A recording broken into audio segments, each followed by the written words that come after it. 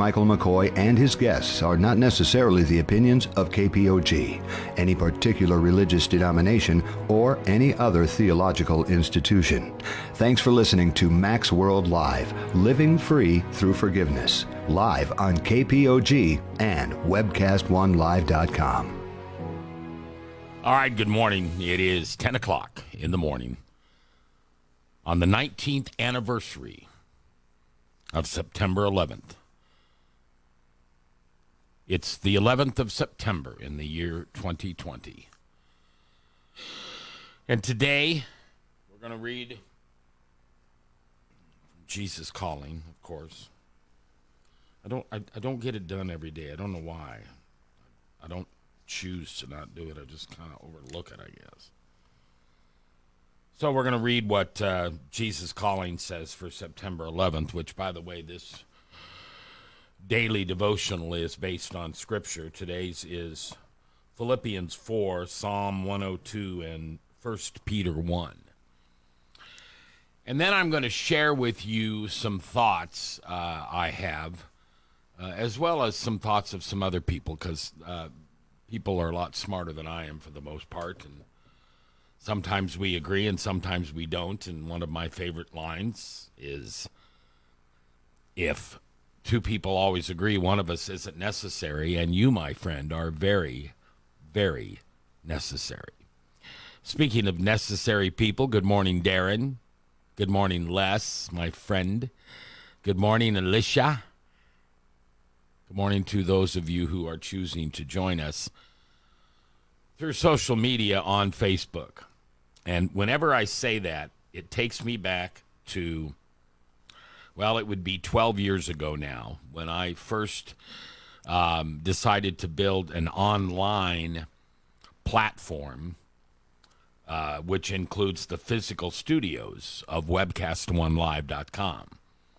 And we are about to celebrate our 12th birthday, and that will be in December. And I remember when my son, my youngest son, and a gentleman that I always called my tech angel, suggested that I take my talk radio program onto the social media platform rather than depending on terrestrial radio. And as a radio guy for, at the time, it would have been almost 40 years, I got into radio when I was 14 in my hometown of Beatrice, Nebraska, on KWBE, which we called Queeby. What a weird name. But it made so much sense. KWBE, Queeby. And so in 2023, good heavens, I will celebrate 50 years, God willing, in this business. So as a guy who depended on antennas and towers and studios and radio frequencies, the idea that I would betray, I'm using that word somewhat tongue-in-cheek, but betray my fellow broadcasters by joining the opposition. No, not opposition. That's not the right word. People who went online were not opposing terrestrial radio. They were just finding that there was a very economical and very workable way to bring their message to whomever through webcasting. Just so you know, the difference between a webcast and a podcast is audio only, and a webcast is audio and video. So this is a webcast. Here we sit 12 years later, and the listenership on terrestrial radio is almost nil. What a sad thing to say. And the number of listeners that we have to this program on social media, YouTube, Facebook, etc., far, far, far, far outweigh the audience that's listening on our terrestrial signal at 102.9 KPOG, POG standing for the power of God. So glad to have you here. And by the way, a shameless plug, one of the things that I enjoy doing is helping people produce, write, become a webcaster themselves. And my studios are available for people to use should they want to embark upon the webcasting world. Maybe it's a daily thing. I don't know. You got to be pretty committed, constitutionally committed to a daily show, because it's a lot of work. But I love the work, so I don't mind doing it. Or you might do a weekly, or you might do a monthly. Anyway, should you ever choose that your passion, and by the way, that's the question I asked. Oh, Mac, my name's Beaver, and I want to do a podcast. I want to do a webcast. I want to do my own show. Okay, Beaver, what are you passionate about? And here comes the litmus test. Well, let me think. Passion. Well, I like the Hawkeyes. And no, here's the way that question is answered. So, Beaver, what are you passionate about? Oh, I'm passionate about blank. And there it is. Because you don't have to search for passion. Passion sits on the end of your tongue, on your sleeves, on your feet, on your ears, your nose, everything. Passion sits right there. And when asked the question, what are you passionate about? You'll know that answer. And that's where we start, should you ever want to produce and host your own podcast, webcast, etc. Just give me a call, look me up, and we'll make it happen for you. All right, September 11th, forevermore known as 9/11. Rejoice in me always. No matter what is going on, you can rejoice in your love relationship with me. This is a secret of being content in all circumstances. I'm going to push pause here. This is what the Greek word makarios stands for, which means God's never-ending love and joy. I can tell you that when even the worst of things happen to me, I never shake my fist at God. Well, we have conversations, don't get me wrong. But my faith is never tarnished, never questioned, never wondered. I'm told by people in my life that that's a spiritual gift. That's not something that I decide because sinful nature is too strong in this world for me to just decide that I'm never going to question faith. It's a gift from God. I accept it humbly. I'm just telling you that it in my life, and yours too, it's possible to have makarios, never-ending joy, and God's love, unquestionable, unconditional love. Push play. This is the secret of being content in all my circumstances, a love relationship with me. So many people dream of the day when they will finally be happy, when they're out of debt, when their children are out of trouble, when they have more leisure time, and so on. While they daydream, their moments are trickling into the ground like precious water spilling wastefully from overturned bottles.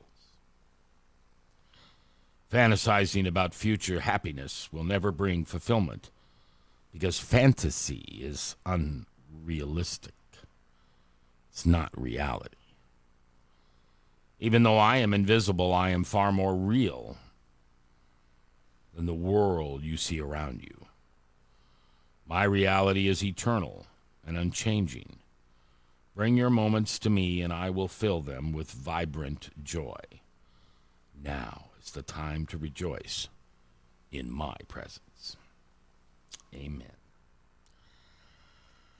Oh, my. All right, so I'm a country guy. You know that. Born and raised. Worked farms, had cowboy boots before cowboy boots were cool. It's kind of funny. I still have my first pair of cowboy boots. Years and years ago, a friend of mine owned a cowboy store, clothing, boots, and stuff. And he took that old dirty pair of beat-up cowboy boots that I had sitting in a box somewhere. I'm not a hoarder, but I do save things. I just rolled my own eyes. I don't know. Maybe I am a hoarder. My house doesn't look like those houses on the hoarding shows, but I have many things that go all the way back to before my childhood. So I'm a country guy and own country radio stations and worked on country radio stations. It's my second choice of music. Before Jesus Mugged Me, it was my first. Now my first is I just love Christian music. I love gospel. I love bluegrass. I love contemporary. I love old hymns. I love kick 'em in the butt Christian songs, you know. But when 9/11 rolled around, I had just been mugged by Jesus. No, I'm sorry. I had not yet been mugged by Jesus because it happened in 2001, and I got mugged in 2010. But Alan Jackson has always been one of my favorite artists, and I'm not going to play the song. If you don't know it, look it up on YouTube. It was a song that he wrote, and that's one of the reasons I like Alan Jackson. I like Clint Black. I've always been someone who was a big fan of writers and performers. So people who not only performed a song, but they performed the songs they wrote. And the song that Alan Jackson recorded, Where Were You? Where were you on 9/11? You know, it says in the song, I don't know the difference between Iraq and Iran. You know, the planes hit the towers. It's a great song. And it moves me back to that time of emotion, of watching those towers, physically watching the plane come into that second tower. I didn't see the first one. My business partner, Pat, and I were on the road that day. We were driving to Chicago because we wanted to check out a restaurant theme that we were thinking about duplicating, stealing, copying, the best form of flattery. And we were about, I think, Mitchellville or so. So we had just gotten started. And it's kind of interesting because the way the day started is the Lord kept giving us, hold on. No, not yet. Don't leave yet. You know, we rented a car, and the rental car wasn't ready for us. And I think I was late for some reason, getting my butt out of bed, or I don't remember the circumstances. But we were hurried to get to Chicago so we could check out this restaurant because we were coming back that night. So we had a, 6-hour drive one way, 6-hour drive coming back, and whatever time we had on the ground. So we had a 15-hour day ahead of us. And Pam, my assistant, my right-hand person, called and said, you have the TV on? I said, no, we're on the road. I'll turn on the radio. Why? Just turn on the radio. It's not good. And so, like most Iowans, we turned to 1040 WHO and listened to the live reports of reporters, anchor people, journalists in New York City who had just witnessed either live or on tape, because there's a camera that pointed at the Twin Towers at all times. And so the airplane that flew into it the first plane, everybody saw. And, of course, the initial feeling was, oh, what a horrible accident. Somehow a jetliner, hello, Steve Miller, had flown into one of the world's tallest buildings. And what a tragedy that it was. And so Pat and I immediately turned the car around and drove directly to my home in Beaverdale at the time and turned on the TV. And literally within minutes, not 5, but minutes, we watched live that big jet airliner kind of take that turn. The wings went from equally horizontal to not vertical, but they made a sharp turn. And they flew into the second building. And it was, I'll never forget it. I'm getting goosebumps thinking about it, and I'm sure you are too. Oh my gosh. It wasn't an accident. It was on purpose. We didn't know who yet. We didn't know the perpetrators, but we now knew it was not accidental. And then pretty soon, a jetliner, I should just say airplane, flew into the Pentagon. And there was videotape on that. And the one place we don't have videotape, but we have audio, is the plane that, because of the heroics of the passengers, did not reach its said destination, which was supposedly either the Capitol or the White House, but instead went nose first into a field in Pennsylvania, which is now honored. That ground is sacred. There's some type of monument there, unless Black Lives Matter has decided it's not something we should have, and they've taken it down. I'm sorry, that was snippy of me, wasn't it? I apologize. And Pat and I sat there for, I don't know, a couple hours, and then he felt he needed to be home with his wife and child. I had called my wife and my kids and said, everybody okay? You know, are you coming home? And the ones that were in school at the time said, Dad, they've got us in, you know, the gym with the TV on, and we're all watching this. And my older kids who were not in school, you know, they were, yeah, Dad, we're seeing it. I'm at work, or I'm home, or whatever. And the whole world, not just United States, the whole world was watching this attack on the United States in a very likely target that had been,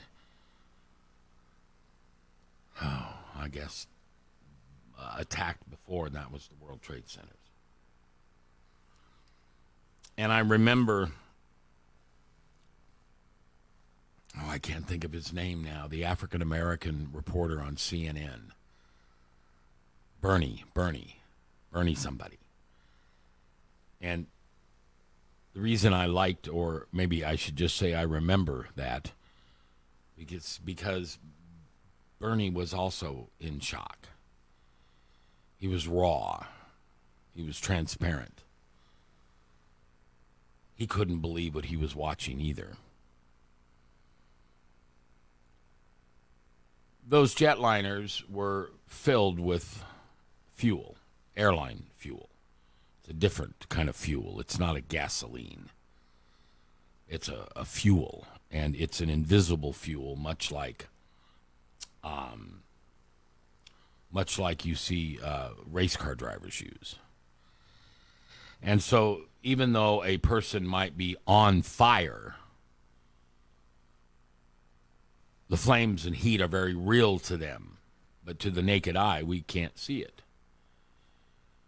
And when those airplanes drove into the side of those buildings, the contact between the airplane and the building was not what caused such a horrible disaster, even though that didn't help. And everybody assumes that the terrorists knew what they were doing because it became a bomb. When that plane exploded after it got inside the building, see, it didn't explode before the building. It exploded while going through the building. And it never came out on the other side. Now think about that. Did you ever think about that? Here's a jet airliner 747, 727, 737, whatever. These are big planes. Hundreds of people on board. A wingspan of what, 40 yards? Flies into a building on one side but doesn't come out on the other. It's because it exploded. And the fuel, the vape, went high and went low. If it hit on the 102nd floor, it would burn top and bottom. And it would immediately vaporize a human being. Those that were above the plane crashes didn't survive hardly at all. And some of those that did, we watched those unbelievable pictures of people jumping to their death. Can you imagine? You really don't know completely what's happened, but you know your building is just being evaporated by some type of an amazing bomb. And if you jump 100 stories, the likelihood that you'll survive the fall is slim to none. And Slim just walked out the door. No one who jumped survived. No one. Nobody. I don't like the word everybody and nobody, because very rarely is it true. But in this case, nobody survived that fall, that jump. Good morning, Gail. How are you? Love you, buddy. Excuse me. But I remember Bernie Williams, was that his name? I think, Bernie, the African-American anchor on CNN. I remember somehow somebody got a close-up of a camera shot of someone jumping out. At first they thought, well, it was debris that was falling from the building. And then I remember Bernie saying, oh, my God, I think that's a human. I think they just jumped. And then the camera would close in on the upper floors or the lower floors, and there would be people with a broken window, and they were hanging out the window trying to breathe because the air was consumed with jet fuel and smoke and fire. I mean, the most destructive things on earth were all playing against those people in those buildings. And then somebody else jumped. And then a third. And then it became way, way, way too common to watch. I don't know what you felt. I have no idea. But I know what I felt when those people jumped. It was a feeling of forlornness. I was so lost in what their emotions could have been. But see, we didn't see the inside of the building. We only saw the smoke and fire pouring out of windows after they were broken. And let me tell you something. It wasn't easy to break those windows. Those weren't like the windows on your house. Those windows were put up to survive the weather, the wind, everything at 100 stories high. And when they broke one out, the smoke came bellowing out. I don't know what other word to use, bellowing, just smoke after smoke after smoke after smoke, and you'd see these humans laying outside or trying to stand outside that window, trying to catch fresh air. Can you imagine the thought process? I can't. I can describe it, but I can't imagine it. Meaning I can't put my place. I can't put myself in that position where I would choose to jump to my death. And the only reason they would have made that choice is if they realized if they stayed, their bodies would be burned to a crisp. And that was going to hurt. That was going to be one heck of a painful death. And jumping and hitting the ground like a fly hits the windshield. Splat. Done. Splat. Done. I'm pretty sure that nobody laid there for 30 seconds or a minute or an hour still alive in pain because they had jumped from one of the tallest buildings in the world. And then that moment in which I believe Tower 1 was the one that fell first. And like an implosion, it collapsed on itself, which means the fire and the bomb and the destruction that was happening on the inside was burning cement, concrete, and steel. And just like an implosion that so many of us, watch TV to watch the hotel in Las Vegas being imploded or a bridge to be imploded. I mean, everybody, I don't know about everybody. I think a lot of people watch implosions because it's pretty cool. And it's the science behind it. Well, you take these pillars out first, and then you take these out, and then you remove this support system, and eventually it just caves in on itself. Well, it's as if, I don't know, they just began to fall in on each other and fell. And the bodies that had jumped and lay on the ground were gone. The building fell on them. People who were trying to escape in the stairwells,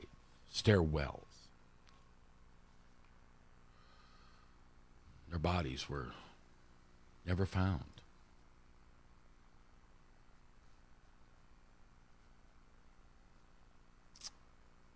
It was pretty crazy and horrible. And there are words to describe what happened. And they aren't my words because I don't think I could describe them, but I take them from those people on the TV. Do you remember the young adults? I'm not going to say kids because they were 20 plus. And they had this bird's eye view of the Twin Towers, probably a mile away, maybe a little more, pretty high up, almost parallel. And somebody had their video camera going, or I don't think we had video phones back then. Maybe we did, I don't know. And the cries, the shrieks from the faces that you never saw because the video camera was pointed at the towers. But the realization that was setting in with these people as the camera caught the visual, the audio were crying, screaming, "Oh my God, what's happened? Well, what is that? Is that someone jumping? Oh my God, they're jumping from the bell. Oh, we got to get out of here. We got to get out of here." Because if you were in a building in New York, you didn't know if you were next. What else would you do? Just sit there and watch? I'm sure some did. That's okay. I think if I would have been in a high-rise somewhere in New York at that given moment, I'd be out of there. And the elevators weren't working.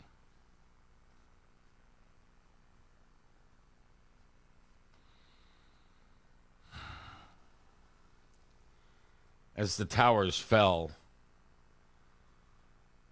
they fell on people. They fell on other buildings. And what is commonly now referred to as ground zero became several blocks wide. and several hundred of feet deep. One of the components of a lot of buildings in a metropolitan area like New York, Chicago, even Des Moines. Take the financial center, for example, in downtown Des Moines. It has 3 levels of parking below ground. I know there are high parks, we used to call them when I was a kid, or ramparts that go up 1 floor, 2nd floor, 3rd floor, 4th floor, 5th floor. But the Twin Tower, I mean, you don't have the luxury of wasting real estate like that in a city like New York. And so they just dug a little deeper. And their floor 1, floor 2, floor 3, floor 4 for parking was underground. B1, basement. B2, basement. And as these buildings collapsed upon each other, these holes in the ground where those buildings were set into a foundation, you don't get to be as tall as those buildings were and as close together as they were and not have a pretty thick foundation way, way, way down. And the buildings collapsed on each other way, way, way down.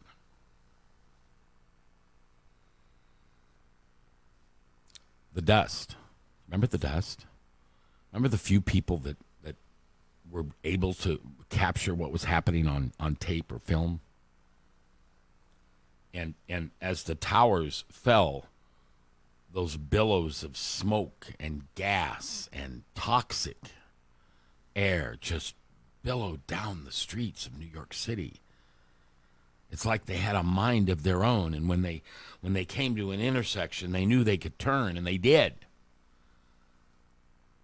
And many, many, many of those buildings were destroyed, not because they fell in on each other, just because the toxic fluids and gas and odors and smells and dead people just destroyed them. And they could never be occupied again. And then there are the first responders. God bless them. God bless them, everyone. I know for years, well, I still do it today. I thank firefighters for what they do. I thank EMT people for what they do. I thank nurses. I thank policemen. I thank doctors. Don't thank lawyers usually. Sorry, another sarcastic jab. Those people unselfishly ran in to the disaster while everybody else was running out. And as they climbed the stairways of the towers to try to get to the people above, most of those first responders perished.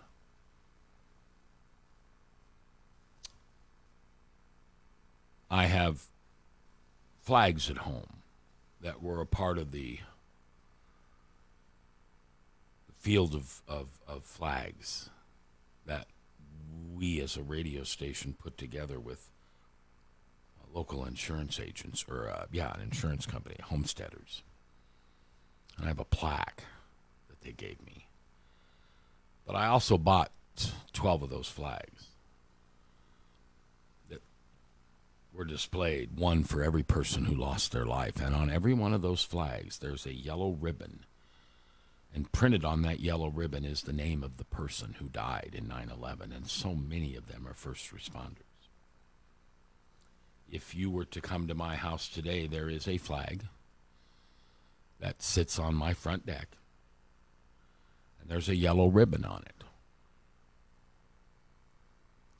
For years and years and years and years, and for years to come, I will display those flags on 9/11, on 4th of July. I displayed them on Flag Day and Memorial Day and Labor Day. Any darn day I want to.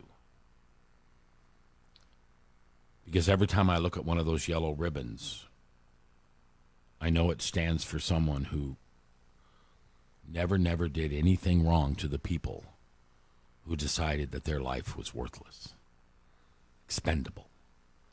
And somehow they had the right to take those lives.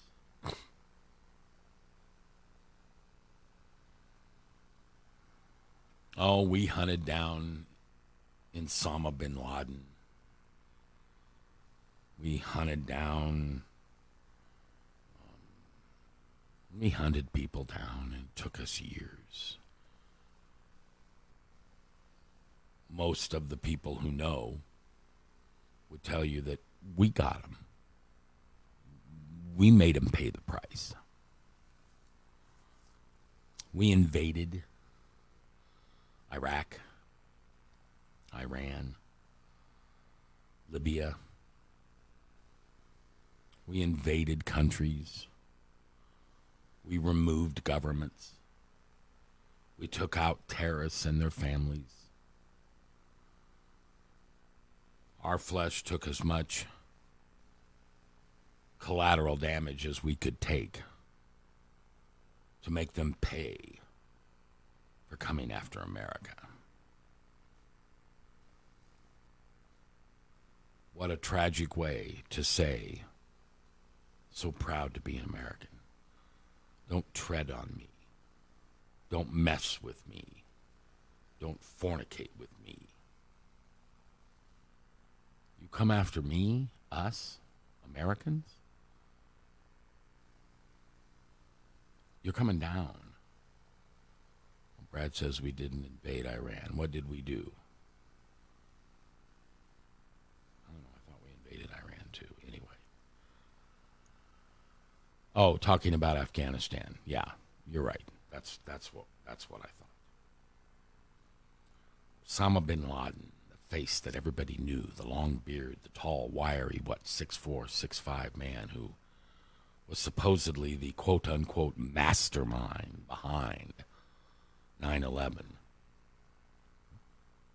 We finally found him years later.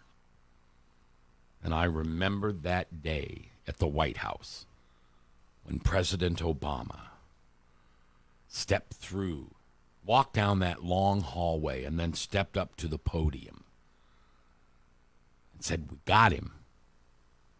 We got bin Laden. We got him. He's dead." See, we don't take prisoners. They're fish food. That's right, Brad. It's one of the things I like about America. I don't know if it's a Christian thing. I don't know what God thinks. I know where God was on 9/11, and I think you probably do too. But taking those people out and then putting their bodies in the ocean so they can never be photographed, they can never be looked at, they can never be stolen, they can never be cut up. They're gone. They're done. That's it. You come after America and do those things that you did that day, you're done. There will be no 15 minutes of fame. Barbara Walters will not come into prison and interview you. You're done. You're dead. You're gone. You've been removed.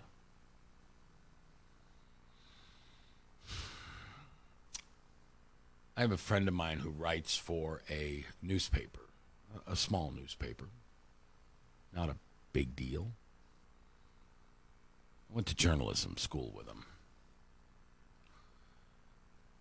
And he published on Sunday, September 15th of 2019. So just be a year here next, 11, 12, 13, 14, 15, next Tuesday. He published part of the following, and I'm going to read a little bit of it to you. The headline is "Where Was God on 9/11?"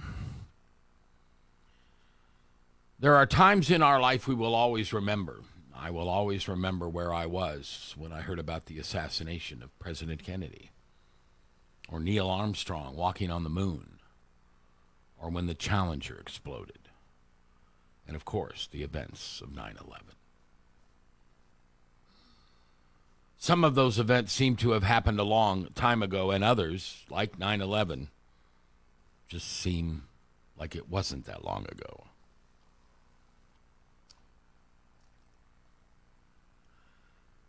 However, as recent as the events of 9/11 did happen, it's only 19 years. I realize that for those 20 years and younger, it is only history. In the past week, now this was written a year ago, in the past week we commemorated the 18th anniversary of the events of 9/11 that changed America. I would tell you it changed the world. The question, where were you when 9/11 happened, is not asked as much anymore, but we still remember. I do, at least. Maybe you do too.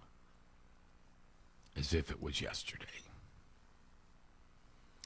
The writer goes on to say, I remember that morning I was getting ready for my day when my wife called me into the living room to see the news report about an airplane that had just hit the Twin Towers in New York. One airplane might have been an accident, I thought. But two airplanes? Then another crash in Pennsylvania. And then an airplane diverted to Washington. Then the Pentagon. My wife and I were in shock and were glued to the TV for any tidbit of breaking news that would tell us what was going on. At first, I was reminiscent of the millennium bug, where it was feared that all the airlines would be out of control because the computers couldn't handle the new millennium. Then it was quickly brought up that this was an organized and deliberate effort by terrorists to attack America. And the events unfolded of the tragedy that shook America on that dreadful day we call 9/11. So where were you when 9/11 occurred? The writer goes on to say, I'm guessing if you were old enough to remember, you probably remember where you were. But another question that arises when tragedies like this happen is not where were you, but where was God?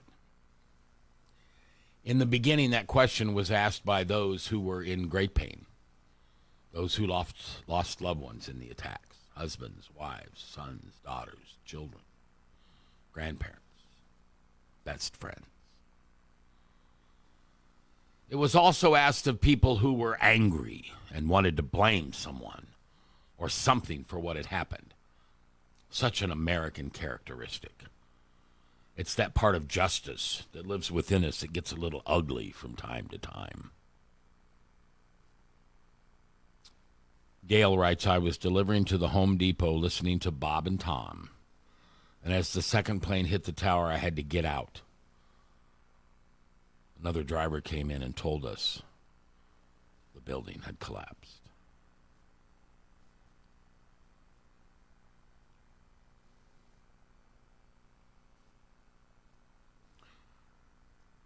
Those people angry and wanted to blame somebody would quickly go to God and say, where were you, God? Why should you have kept this from happening? Why didn't you keep this from happening? And there were some who genuinely asked the question out of a hurting heart, desperate to understand how such a thing could happen. Where were you, God? Why did this happen? Or why did this happen? Why did my husband, wife, child, friend have to die? Why, God, why? 18 years later, again, this was written a year ago, we are still trying to make sense of that tragedy as well as others that happened nationally or even in our own personal lives. We say, where were you, God? Where were you? The writer goes on to say, rather than try any attempt to answer that philosophically or theologically question, I just firmly believe that as God promised to those who cry out to him, he is with us. I don't always know how God works or why God intervenes with some and does not with others.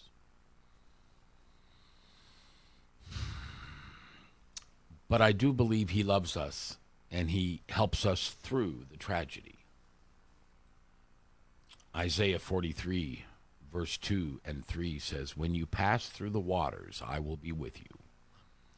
And when you pass through the rivers, they will not sweep over you.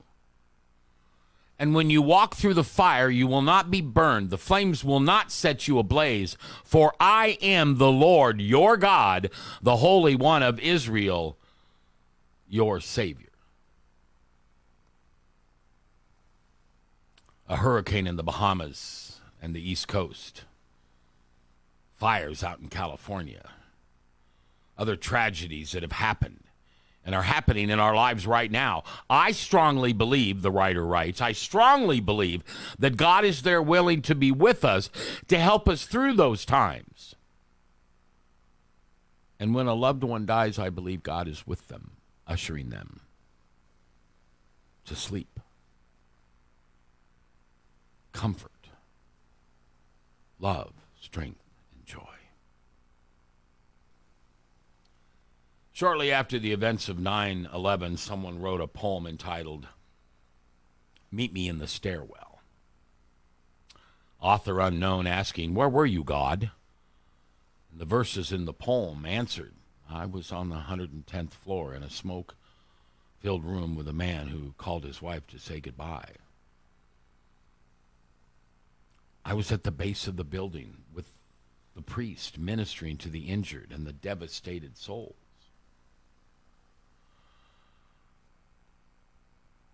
And the poem goes on to say, I was on all four of those planes, in every seat, with every prayer. One line in the poem even says, some met me for the first time on the 88th floor.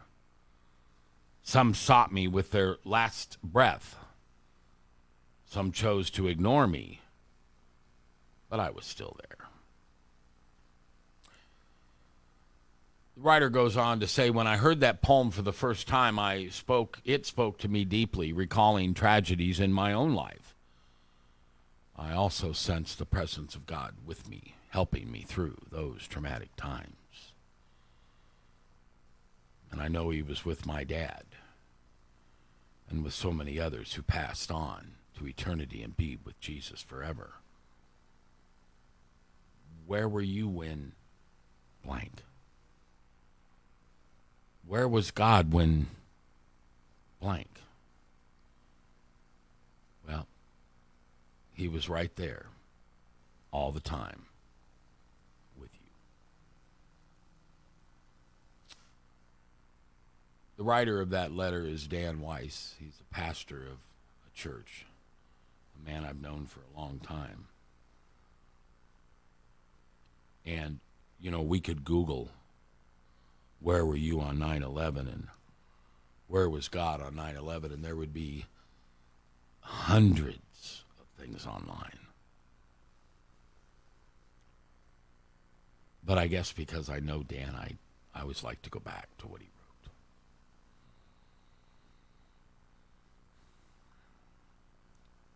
Where was God in your disaster? In the death of your child? In the death of your mother or father? In the death of your spouse or a child? Where were you, God? You could have stepped in. With a flick of your pointing finger, you could have knocked that plane out of the sky. You could have sent angels to grab the plane and set it on the ground safely, so none of those people had to die. Where were you, God?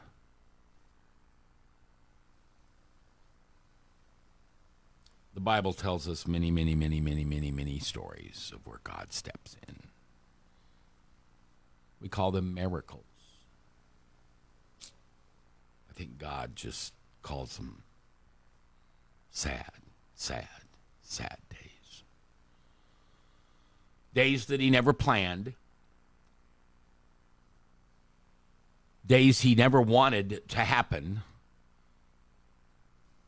We were not created to create days and events like that. We were created to love, offer grace and forgiveness for those people who would do such a horrible thing. That's right. Can you forgive them? Have you ever asked God to help you forgive them? Forget their souls. Forget their bodies. Those people that flew the planes, that drove the vehicles to get to the planes, the people at the airport who were also involved. Some names we'll never know. Some disappeared shortly and returned to wherever they were from. But we knew God was right there. He was watching it with us. He saw every inch of those planes fly into those buildings. He was there in the stairway. He was there in the floor. He was there outside. He was with every single person that perished that day. And God, we believe you are a mighty God. In fact, we believe you can do, are you ready? Can I use that word, please? God, we believe you can do anything. These were innocent people that died for a really, really terroristic reason, just because we could. We don't like you, America. We don't like you, Christians. We don't like your faith. We don't like your God. We don't like you. We're jealous of you. We covet you. You are infidels, and should I get a chance, I'll take a machete and cut off your head. And there will be a camera running, and everyone will know how much I despise you. I don't care about your children, your babies, your spouses, your husband, your wife, your parents. I don't care about your job, your house, your friends. I just want to hurt you.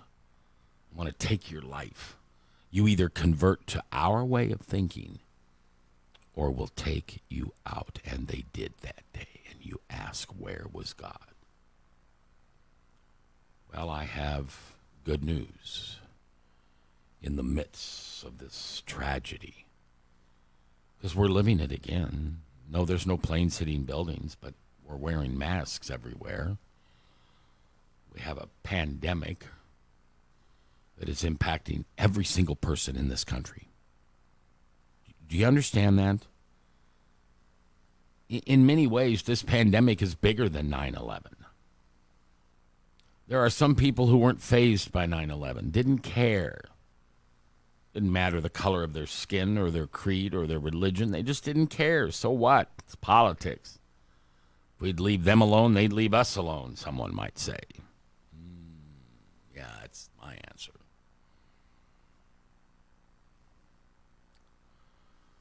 Where was God when your wife died? When your husband died? Where were you when the phone rang? And a voice at the other end said, "Hi, do you know Bob Smith? Do you know Ann Smith? Do you know?" Yeah, I do. That's my mom. That's my dad. That's my spouse. That's my son. That's my daughter. Why? Why are you asking? Sir, there's been an accident. And I'm sorry to tell you that your son, your daughter, your mother, your father, your spouse, your aunt, your uncle, your friends, your grandson, your granddaughter has died. And that moment is seared into your mind. And life will never be the same again. You hit a brick wall. You expected to keep going forward. My father would be there. My mother would be there. My spouse would never leave me. I'd die before my spouse. I'll never have to live without my spouse. Well, my child. I'm not supposed to bury a child. I'm not supposed to go to the funeral of someone who got a disease, and that disease consumed their body and eventually made that life extinguish into nothing. We wrap them up and we put them in a box and we put them underground. And we mark the spot so we can go and quote unquote talk to them. Silly us.